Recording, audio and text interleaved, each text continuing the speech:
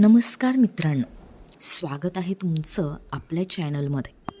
आज आम्ही तुम्हाला डॉक्टर बाबासाहेब आंबेडकरांची प्रेरणादायक आणि संघर्षमय कथा सांगणार आहोत, ज्यामध्ये एक रहस्य दडलेलं आहे जे तुम्हाला शेवटपर्यंत खिळवून ठेवेल. तर सोबत राहा आणि चॅनलला सबस्क्राईब करायला विसरू नका. 14 एप्रिल 1891 रोजी भीमाबाई आणि रामजी सकपाळ यांच्या घरी एका मुलाचा जन्म झाला. त्यांचं नाव ठेवण्यात आलं भीमराव. भीमराव महार जातीत जन्मले होते, ज्याला त्या काळात अस्पृश्य मानलं जात होतं. भीमराव त्यांच्या शालेय जीवनात खूप त्रास सहन करत होते. त्यांना शाळेत पाणी पिण्याचा अधिकारसुद्धा नव्हता. त्यावेळी त्यांनी त्यांच्या वडिलांना विचारलं, बाबा, असा दिवस येईल का जेव्हा पाणी आमच्या हातात असेल? आणि हा प्रश्न त्यांच्या संघर्षाची सुरुवात ठरला. भीमराव यांनी खूप मेहनत करून शिक्षण घेतलं आणि मुंबई विद्यापीठातून पदवी संपादन केली. पुढील शिक्षणासाठी त्यांनी कोलंबिया विद्यापीठ आणि लंडन स्कूल ऑफ इकॉनॉमिक्स गाठली.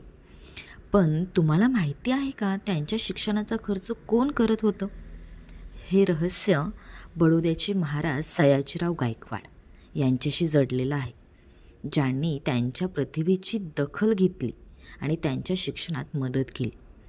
भारत परतल्यानंतर बाबासाहेबांनी जातीय भेदभाव संपवण्याचा संकल्प केला. एकदा त्यांचं भाषण रोखण्यासाठी त्यांच्या विरोधात कट रचला गेला, पण त्यांनी ठामपणे सांगितलं, जर मला रोखू शकत असाल तर माझ्या विचारांना कसं रोखाल? महाड सत्याग्रह आणि इतर अनेक आंदोलनाद्वारे त्यांनी समाजात बदल घडवण्याची पायाभूत रचना केली. भारत स्वतंत्र झाल्यानंतर डॉक्टर आंबेडकरांना संविधान समितीचे अध्यक्ष बनवण्यात आले. त्यांनी एक संविधान तयार केलं, ज्याने सर्व नागरिकांना समान अधिकार दिले. पण तुम्हाला माहिती आहे का, संविधान लिहिताना त्यांनी एक गुप्त पत्र ठेवलं होतं.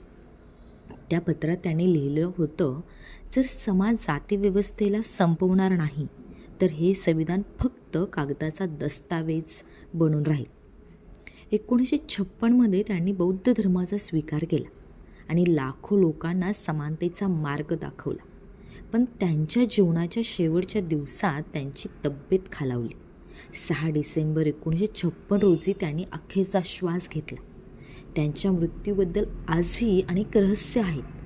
काही लोक म्हणतात की त्यांचा मृत्यू नैसर्गिक होता, तर काहींना वाटतं की हा एक कट होता. पण त्यांची क्रांती आणि विचार आजही अमर आहेत. मित्रांनो, डॉक्टर बाबासाहेब आंबेडकरांचं जीवन आपल्याला शिकवतो की शिक्षण आणि स्वप्न फक्त पाहिली जात नाहीत, तर त्यांना साध्य करण्यासाठी लढावंही लागतं. त्यांचा संघर्ष आणि त्यांची विचारसरणी आपल्याला नेहमी प्रेरणा देत राहील. जर तुम्हाला ही कथा आवडली असेल तर आमच्या यूट्यूब चॅनलला नक्की सबस्क्राईब करा, व्हिडिओला लाईक करा आणि जास्तीत जास्त शेअर करा. आणि असेच व्हिडिओ आम्ही तुमच्यासाठी प्रेरणादायक कथांची मालिका आणत राहू. धन्यवाद आणि जय भीम.